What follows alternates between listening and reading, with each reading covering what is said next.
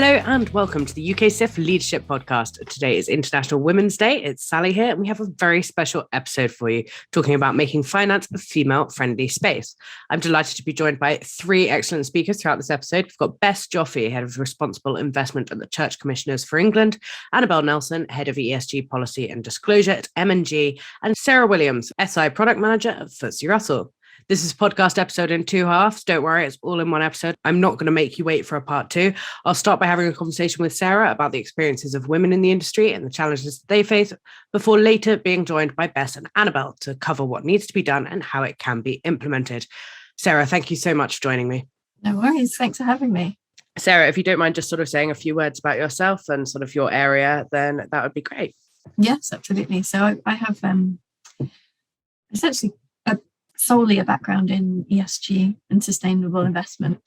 So I started out a number of years ago at Iris, who are now Vigeo Iris, who are now part of Moody's, as an ESG analyst. So I was looking at the companies, what are they doing on human rights, labor, all of that stuff. So kind of at the coalface of ESG assessments, and then moved into engagement with companies on their ESG disclosures on behalf of investors. I did a stint at a really small boutique ESG and engagement provider in Sydney called Regnan, which was lovely, both professionally and personally. Sydney was great. And then I moved to FTSE. So initially I joined FTSE's ESG team. That at the time was mainly around servicing the ESG methodology that FTSE has, and the FTSE for Good index. But over the time that I've been at FTSE, things have changed quite a bit. FTSE for Good is just one of the many, many, many things that FTSE does on SI indices now. We have focus on climate in particular and new data sets. So my role has really changed over the last 6 years or so. Thank you so much, Sarah. That's great. I'm going to throw you right into the deep end here and ask you, what are the biggest issues that women face? In finance? Yeah. So I think a lot of it comes down to perception. And I think that goes two ways. So it's the kind of biases and the perception that people have of women, but it's also the perception that women have of themselves and the expectations that they place on themselves in order to fit in what they see as the financial industry, that there's a certain type of person that's fits in this field, and I would argue that neither are true. The perception that you have to be a certain person in the finance industry, I think is dated. It's not all men in their power suits or whatever, and it's not even women in their power suits. Finance industry professionals look, sound, are incredibly diverse these days, for the better. But there are some lingering biases that are pervasive, I suppose. And what do we think is sort of behind that sort of unconscious bias, and what sort of drives it, and what is it? So I suppose the unconscious bias around gender is often, the kind of the classic things you hear, that a man who is driven and forceful is one thing and respected in a certain way, whereas a woman who might be that is bossy, annoying, overstepping, whatever. And I'm hugely generalizing here, and then vice versa, that women who aren't bossy, or who aren't the forceful ones or whatever, who don't have those characters, that quieter voices aren't as valued potentially. And if they are as loud, is there sort of a thought that potentially it's too emotional and it's too passionate, in a way that a man's voice is forceful and powerful?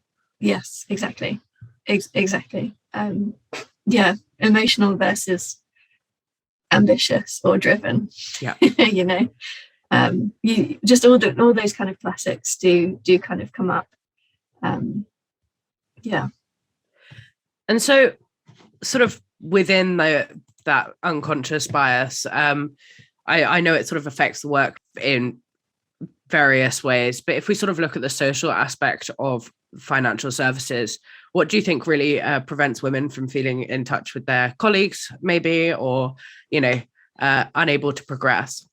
Yes. Yeah. So the social aspect of finance, it makes you think of golf courses and, steak lunches and that, cigar rooms, that kind of thing. Yeah. I honestly, like myself, I haven't seen a great deal of that. Maybe that's because I'm not invited. But no, I don't. I don't think that's so much the case these days. But then, yeah, of course, the social aspect of city finance culture. Those after work drinks, those afternoon drinks, whatever. Again, all of this is hugely generalizing, but often as a woman, you have these outside responsibilities, and you may not always have the flexibility whereby you can just go for an impromptu drink of an evening, or you have that back of your mind, like, oh, I've got these things to finish. I can't, take 3 hours off to go to the pub this afternoon with the guys, because I know I have to leave at a certain time, or all of those things. So that does make it a bit more tricky. Whether that makes it harder to progress, I suppose that a lot of that is cultural and depends on an organization. There are organizations now who, you just wouldn't accept that progression is about a kind of matey, blokey, this is a good guy, let's, I want him to have this role. It's more, proving what you achieve and what you bring. It's not, he's a good bloke, and again, being really general, and bringing up all the stereotypes. I think those stereotypes are stereotypes for a reason. And when you look at the city, that's what you remember. And, before I moved into ESG, I was told to learn golf. So, it was, and that was only a few years ago. So things are moving, but they are, I think, moving potentially slower in the rest of finance than in ESG. Mm-hmm. And why do we think that is? I suppose people who are drawn to ESG are, a certain type of person. They, are thinking a bit more broadly. They have different perspectives on the world, and that, I think it's largely that. It's just a broader understanding of consideration of benefits, successes, achievements, all of that sort of thing. Definitely. And sort of within that sort of main finance sphere, I suppose it is moving, and we do have to be aware that it's moving. And the more progress we make, then the quicker we can move. As soon as you feel like there are women in the industry who are doing what you want to do and as high up as you want to do, then you will start feeling that you can also get there. But that sort of lack of representation, do you think that that's a key element to potentially women not coming into finance in the first place? Yeah, possibly. I think, the perception that it's an environment that wouldn't suit somebody, or that somebody would feel that they wouldn't suit that environment. I think that would be a barrier to people joining. On female representation, I think in ESG or SI in general, female representation is high. I think we all see that, but potentially not so much at senior levels. And it's, you do wonder, are these women kind of seeing themselves represented at senior levels, and possibly not, in terms of thinking about why that might be. it's a tricky one. It's almost as though historically ESG and SI was kind of seen as this sort of niche, softly, fuzzy, cuddly, consideration, like companies doing the right thing. An emotional consideration. Yes. Yeah, exactly. And so historically, maybe women would have been more drawn to that if, this is really uncomfortable, isn't it? Talking about all these like stereotypes, like women prefer the soft, fuzzy stuff and men like it. But no, yeah. So I think traditionally, it was seen as the fuzzy stuff, like the hippies in the corner. I used to call our team. But now it's not so much the case. Well, it's definitely not the case. SI is front and center in finance. And maybe that's led to other players kind of thinking, oh, this is actually, there's something about this, isn't there? And then the kind of the leadership being infiltrated by men. No, I'm joking. But that's the thing, isn't it? It's like we want an equal representation of leadership in all aspects of finance, not just in SI and ESG. What do you think does stop women from maybe progressing in the industry itself? I suppose it could be, there'll be a number of things. And one of them, which is also related to that entry point, women might be put off entering the financial industry. And I think that's around the perception that there's limited flexibility, or there's a certain culture that requires 14-hour days in an office, and meetings around time zones, which, if you're starting out as a graduate, for example, might be something you could entertain for a number of years in your early career, but thinking is this a kind of long-term sustainable career choice? As life progresses, many women will have children, start families, all of that, and there's the kind of societal trend that women are the primary caretakers in that situation.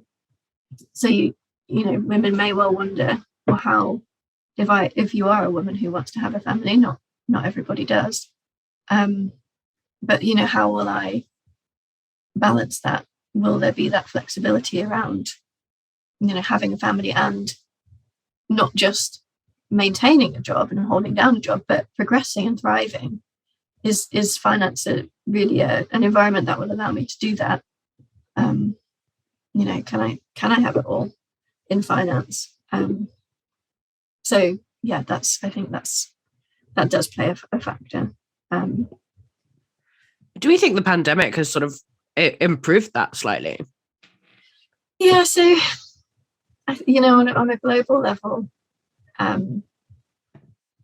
I saw research that women have borne the brunt of the social and economic difficulties associated with the pandemic. But thinking in kind of my small sphere of finance and working in the city, and my own experience. So I have a 4-year-old, and I do think that the flexibility that we're all seeing now is hybrid working. Many organizations are adopting, and will be keeping for the near future and hopefully beyond. It has helped a lot, and I think also it's helped with this idea of FaceTime and presenteeism, that you can be sat at your desk for 14 hours, but if you're not producing anything, nobody really cares anymore. No one's impressed if you're staying until 2 a.m. if you're not producing the actual work. So if you can produce and be productive and effective in 8 hours, then that's brilliant, and that's all anybody really expects now. So I think that has really helped a lot.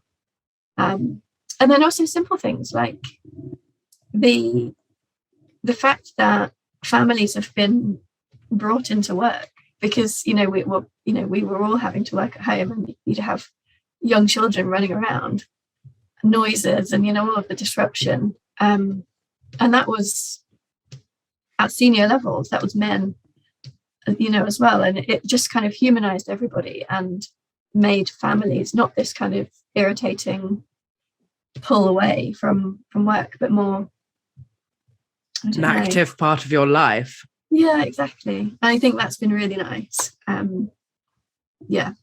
That kind of almost your children were a bit of an inconvenient secret or an inconvenient side part of you, and it's been brought into your work persona.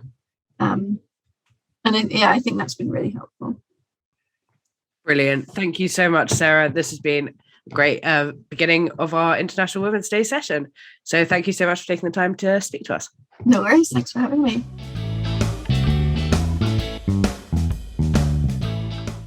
Welcome back to the second half of this podcast episode, where I'm joined by Bess Joffe, Head of Responsible Investment at the Church Commissioners for England, and Annabel Nelson, Head of ESG Policy and Disclosure at M&G. Thank you both for joining me. Thank you for having us. Absolutely. It would be great if we could sort of start by hearing a bit about you and a bit about your background. Bess, you're first on my Zoom screen, so I'll go to you first. Excellent. Well, thank you so much.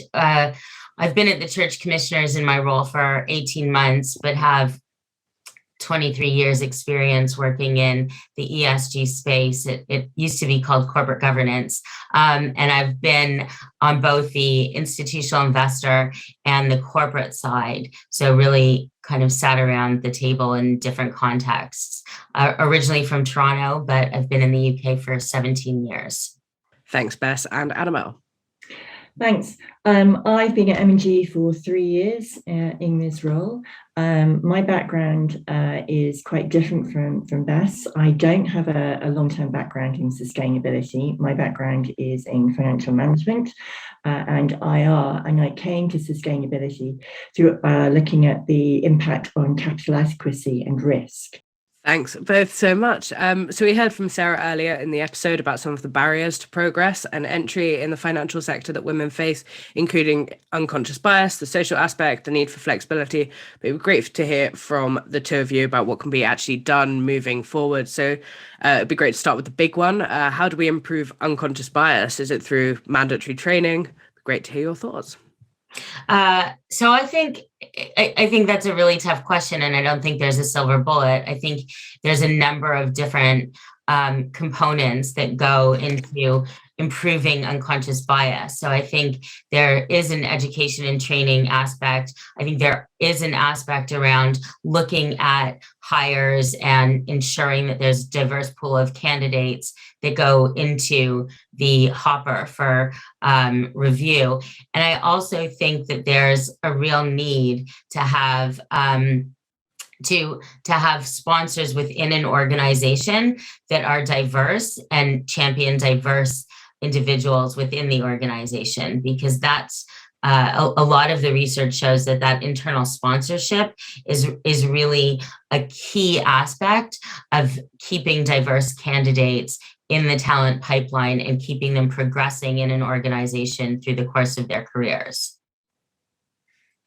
Thanks. I mean, I'd echo a lot of that. I think a big one for me around unconscious bias is actually awareness. So the mandatory training usually will elicit an eye roll from a lot of people, but actually it's important because it builds awareness. And then it's a case of the soft, gentle nudges around making people put their training or their knowledge into action. And that comes around by asking people questions around the composition of their team and monitoring. And monitoring with questions breeds accountability because you have to justify what you're doing. So I think it's not something that you can change overnight. It's a mindset. Frankly, it's a cultural thing. But the big key for me is awareness. And certainly in my firm, when we had training on unconscious bias, suddenly it became a topic of conversation. I think that's so important that we sort of touch upon the fact that everyone has unconscious bias, and you just need to sort of realize you have it, and then you can grow, I suppose. Yeah, I think it's that self-awareness, and then you realize, crucially, the unconscious bias, it's part of the human condition. We like people who are like ourselves, but understanding the risks of unconscious bias and the potential to have suboptimal decision making, suboptimal outcomes, then it's not a negative, it's a positive. It's kind of the driver for change and the driver for doing something different, which is inherently, change is an element of friction. There's a positive that comes out of it. There's the incentive to change. Yeah. And in a way, you kind of are, all of those building blocks take unconscious bias and actually make them conscious. And that allows people to check themselves and their own thinking around people or issues that they're looking at. And I think, to Annabelle's point, what you hopefully then engender is a more rounded, informed discussion and debate process for whatever the issue is of the day in your team or your broader organization. And I think the positive kind of feedback loop around that is that you do get improved inputs into this discussion, and therefore improved and maybe more creative outcomes that are better for more people across the board than you would have previously had. And I think those kinds of experiences, when people have them, then kind of further support additional diversity and inclusion efforts. Thank you both so much. And earlier in my chat with Sarah, we talked about the social aspect of working in finance, the way that the industry has moved on from being golf and boozy steak lunches and more towards informal drinks after work. This still disproportionately affects women in a huge way. But what can we do about it? So, I mean, it's a great question, and I think it's really true. And I also think we're in a way lucky because the pandemic has shifted expectations and has kind of been for some people and organizations a great equalizer. So I joined the church commissioners during the first lockdown, and I was on Zoom and for the first several months. And the equalizer, everyone is the same size and the same height in the Zoom screen, and you do lose, of course, the access to body language and kind of more subtle cues. But in a way, for as a woman joining this organization in my role, it was actually an easier way to do it, and it allowed me to balance my family life better than the commute did. When you were going into an office 5 days a week. I think it's important to say that wasn't the effect for all women or all people during the kind of Zoom lockdown days. But I do think we're moving towards a hybrid landscape, and that I think will help everybody. And hopefully you have more gender balance in home life or outside of work as well. Compared to what we had before. That would be the positive takeaway from all of this. I think from my side, the awareness or the necessity that lockdown had to develop connections with your colleagues in ways that were different from going out for lunch or going for coffee, it made people to be more creative. And also, there was a recognition that everybody was struggling in their own particular way. Everybody's circumstances were different, and virtually no one was having a good time. So there was, from my experience, there's a much greater focus on people's well-being, and checking in with people was different from socializing. Mm-hmm. But it was definitively social. We are social creatures and we care about people. So that was a really big positive change. And coming back to the office, and my firm has moved to hybrid working. People tend to work in the office 2 to 3 days a week. It's been a pretty uniform observation from people saying that they're much more productive at home because there are fewer interactions. It's much more transactional when you have a meeting, and they really like coming to work for the social aspects. And they're reminded of the value of those personal connections. I think the days of golf or long lunches or they're fading.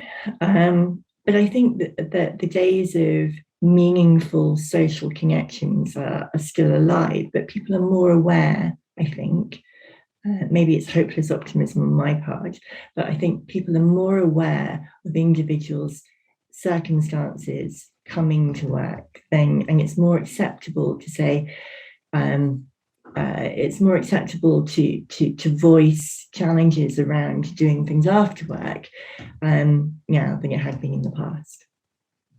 I think that's a really interesting point, and there's a degree to which the Zoom or Teams aspect of that also supported that increased awareness in circumstances, because even though interactions are more transactional because you probably have to set them up as a meeting instead of bumping into somebody or just jumping over to their desk in the office,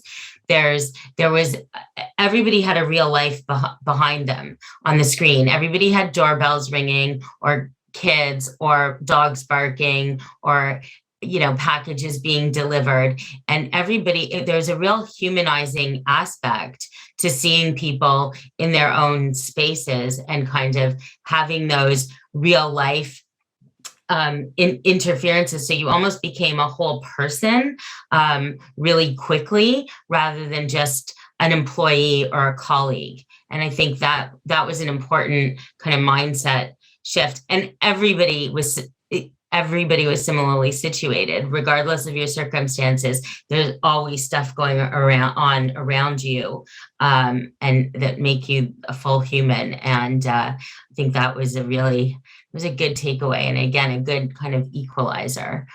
Yeah, definitely. I think most of the UKSIF team were pandemic hires. And so to sort of finally meet each other, we had to actually schedule things in and make sure that everyone had sort of childcare and that everyone could attend every time we did something. And it just made such a difference to sort of how many people came to these things.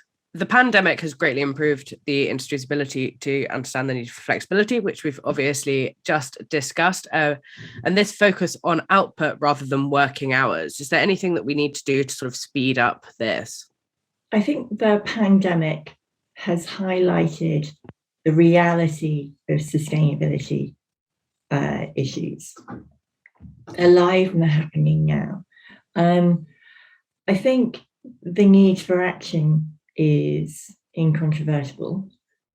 So the focus on presenteeism or hours is irrelevant. It's all about output and delivery, which is great. It's very refreshing, and it's applicable in every walk of life, not just the sector and the area that Bess and I and you, Sally, work in. I much rather focus on or be judged on what I do than how long I'm sitting in the office. Because if I'm there a long time, arguably that's a fail. I agree with that. And I think you can see that in the way that actually reporting requirements and expectations have shifted.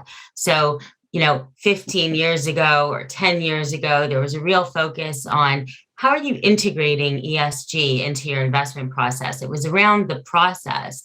Now, stewardship reporting from different organizations is really focused on what's the output, what's the impact that you're having. And I think that kind of mindset shift around focusing on that also lends itself to ensure that the way that we work is impact or outcome focused rather than some sort of process-driven, box-ticking manner of being in the office a set number of days a week, et cetera, et cetera. And I think that actually that reality was a long time in the making. So if I go back and think about, the the first BlackBerries, and I'll date myself by referring to that. You had this device all of a sudden where you were reachable everywhere, from a work perspective. And there became an increased, at least at the organizations I worked at, there was an increased expectation of more timely response rates. And that kind of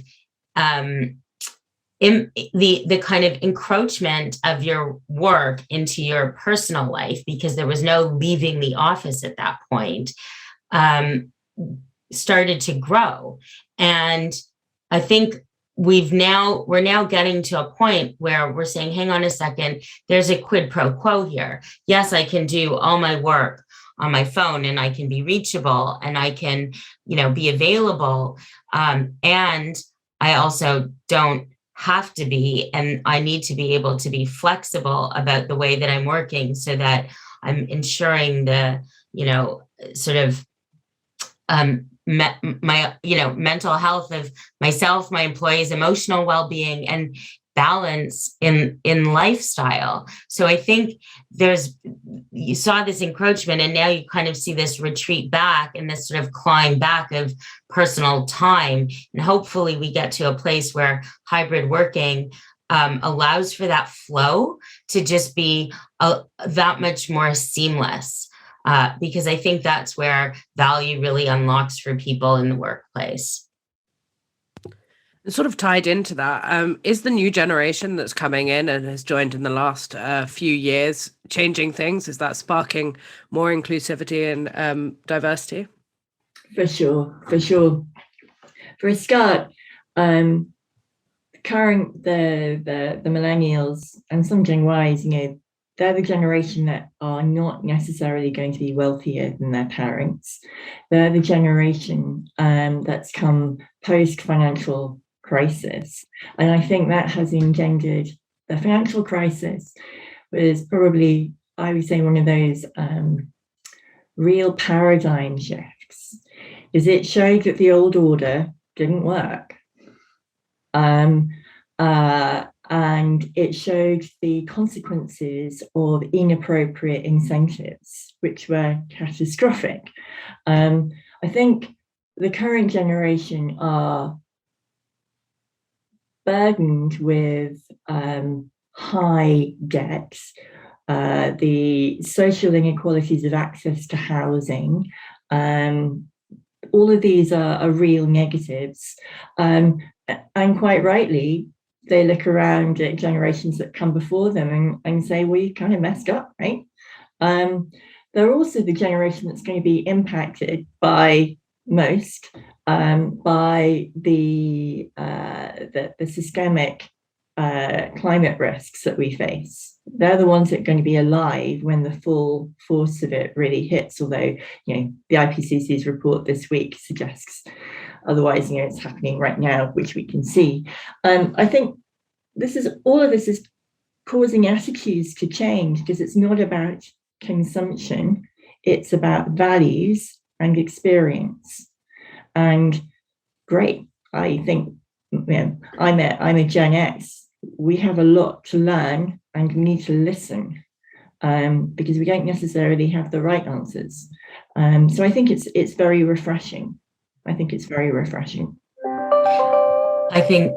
that's right. I think that the generations that have come up behind Gen X have known that have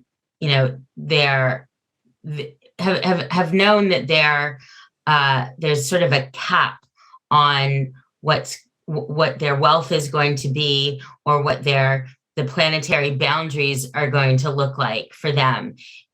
Whereas, Gen X, we grew up in kind of this bubble that then burst shortly after we entered the workforce. So I think the millennials that I've worked with, and the Gen Ys and Gen Zs, they tend to be much more values driven. They tend to really want their work to be meaningful and to have an impact. And they're less focused on some sort of to some extent non-existent corporate ladder that we still, went to university thinking existed. And I think the proliferation of opportunities that have been created around the globe for a lot of people, not everyone, but there are improved opportunities around the world, has allowed the younger generations to be more discerning in their choices about what they want to do and how they want to spend their time. And I've seen that with people walking out the door from really well-paid roles who actually just want to go and work at a startup where their income is maybe less guaranteed, but they're able to have a more meaningful existence as a result of the work that they're doing. So I think that focus on values has been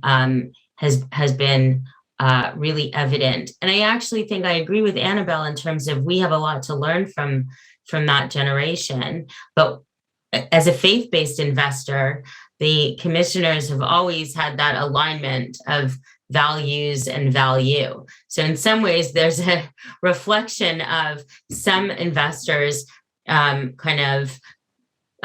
frameworks in the workforce that we're seeing now. So we kind of are in a way potentially better able to attract people whose mindset aligns better with our own.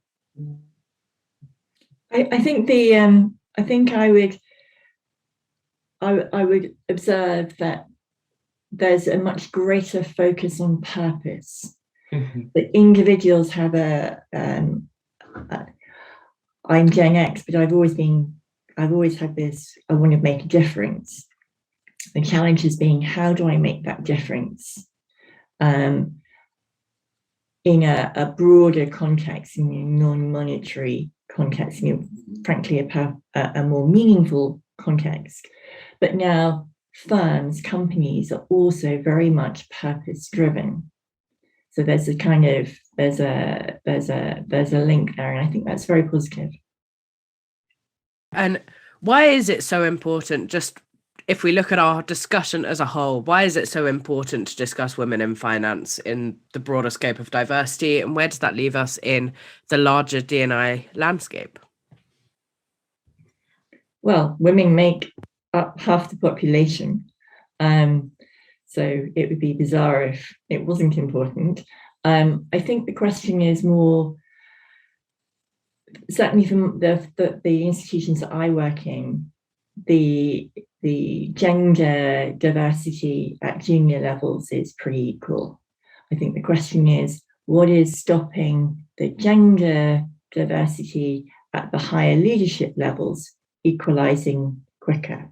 I think that's the question. I think women in finance, you could say that it is important because it's a very visible indicator of diversity. But I think it would be unhelpful if it was if the debate was purely around gender, because actually the relevance of diversity is about diversity of thought and diversity of perspective, so that we make better decisions which are more relevant to the population at large. So I think the focus on gender is primarily because relatively it's the easiest one to monitor.